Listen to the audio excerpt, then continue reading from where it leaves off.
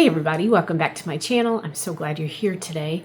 Today is Thursday, February 6th, and I am filming videos today inside because it's cold and it's winter here in Michigan, and I am kind of at the point where I'm done with it. So I have a couple videos that I want to film outside, but it's just hard when it's windy and cold and yucky out. So we're going to do some inside videos today. I'm going to do at least two that they're not going to come up right away. These are going to be a couple weeks out, but I wanted to get them filmed and get them done so I'm finally catching up on videos so I can see the light at the end of the tunnel.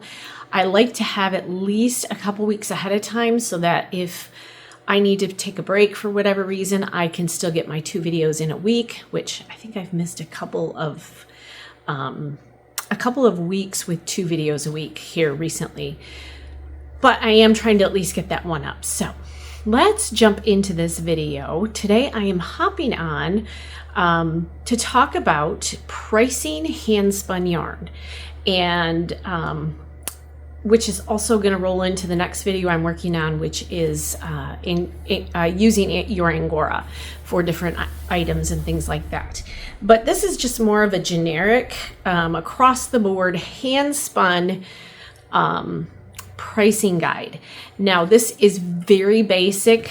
I am not a math girl, which gets in the way of, I always have these grand ideas that I want to create crochet or knitting patterns, and then you have to do math for some of that stuff, and I'm not in the mood. So my creative brain gets in the way of my math brain, which I have very little of. So I have not run numbers on this specifically. Maybe someday I'll sit down and do that video. Today is not the day for that video. I just want to give people a basic idea of where we are today and how much things cost, but when you look at the bigger picture, how much things take time to make.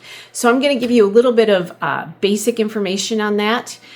And I'm going to pause this. I have a cat that wants out, and she will keep scratching at the door until I let her out. So hold tight. Okay, I am pretty sure that in every one of my videos recently, there is a dog or cat doing something. That's just life here, I guess. So this is going to be a very basic video on giving people an idea of how much things actually cost. And this isn't even Angora per se today, and I will explain that a little bit. This is just basic for a hand spinner like me that likes to make yarn, and how much goes into it and how much money is it actually worth. So I am using an example of some yarn that I'm going to use today. This is all hand spun. It's not necessarily Angora. The one we're going to talk about today, I think this is, it says mohair on it. It is not mohair. So I have to I think this is a merino. But this was a fiber braid from one of a subscription that I got. And so I do that every now and then. I like to support other businesses, small businesses, farmers, things like that. So I will purchase, even though I have lots of Angora and lots of Angora goat, which is mohair, I like to purchase other stuff from other farmers, other creators. And this was a monthly braid club that I purchased. Now, when you're purchasing, whether it be a braid or just a bat, whatever it is, it's going to depend on what kind of fiber it is, and how much you get and all of that. So this is, I think these are 2-ounce braids or 4-ounce braids that I was getting, or this one that I got. And so when you pay someone for that service to get fiber, you're looking at anywhere between $15 to $30. I think most of them that I buy from are between $20 and $25. And I do think there's a range there a little bit bigger than that. So let's just go with the $20 mark, kind of in the middle of things. And so to get that braid, it cost me $20 to get it here to my house. That just is the fiber itself. That's not anything on top of that. So let me show you before I talk too much here without showing you. This is the skein I am talking about. And this was hand dyed by someone. And again, this is came out to 146 yards. I want to say, I'll try to remember to look this up and put it down below because I think I know where this braid came from. I want to say it was a 2-ounce braid, either 2 or 4 ounces. So this is what I ended up with, which is 146 yards. It's fairly finely spun. It's probably a DK weight on that. And it's pretty consistent. So I got 146 yards out of it. And it cost me $20 just to get the fiber. So for me to sit and spin this skein of yarn, and this one was done on 2 bobbins. So I had some bobbins back here. I took care of them this morning. So I would fill up my bobbins, and that just to take a braid would probably take me 2 to 3 hours just to spin onto the 2 bobbins. Then when you get done with that, you take those bobbins and spin them back to ply them to get this. So you're talking probably 3 to 4 hours of work, depending on how fast you spin, all of those things. I should sit down one of these days and set a timer because a lot of my stuff is done sporadically. I am knitting, I am crocheting, I'm taking care of animals, I'm grooming rabbits, I'm carding fiber. And I try to mix that up throughout the day. I'm not a sit and knit for 8 hours a day kind of person or crochet for 8 hours a day kind of person. I like to break things up. And so one of these days I'll have to do a video where I go from start to finish, whether it be, maybe I'll do start to finish yarn and then start to finish yarn to product, and do the math with the numbers. I have to go write that down on my list for a video idea, but that would be more specific. So I'm guessing in getting a fiber braid shipped to my house to this point, we're going to say it's 3 hours. It's kind of in the middle. I think it probably took a little bit longer, but again, I'll have to do that video later. So you've got 3 hours of work into this braid. So let's say I'm making $10 an hour. So that's $30. $20 to get the braid, $30 to get the yarn. Now I have this listed at $40 for hand spun yarn, which seems outrageous, but I just told you I've already put about $50 of work into my $40 skein of yarn. That's how crazy this world is today. Even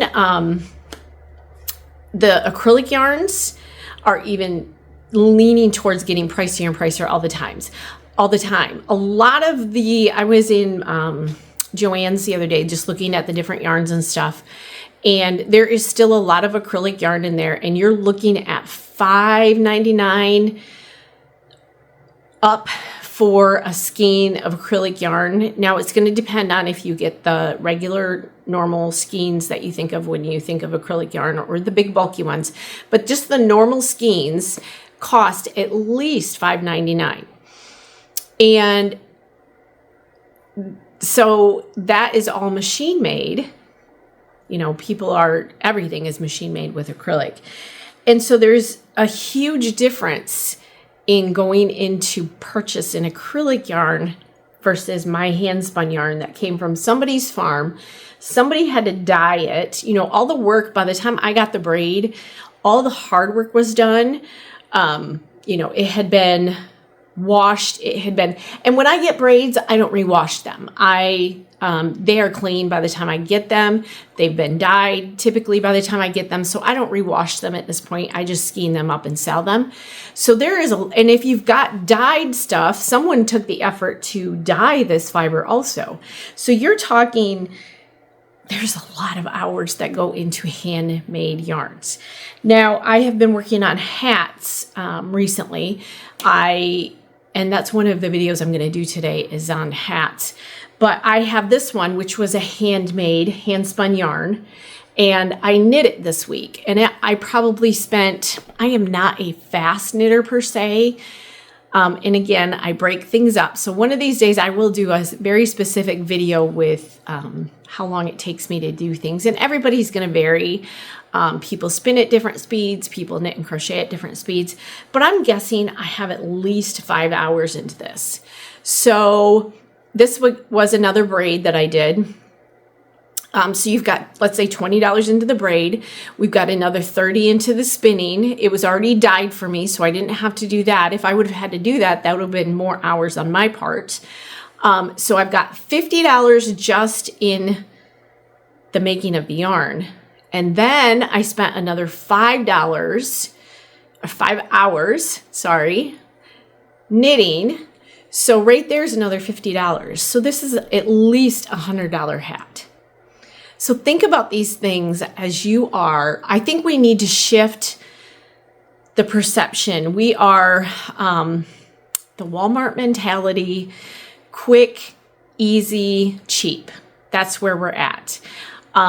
There's a lot to be said, and I'll go into it a little bit more in the video that I'm going to make later on today with the hats. But there is something to be said about buying a gift for someone that hands have been all over this.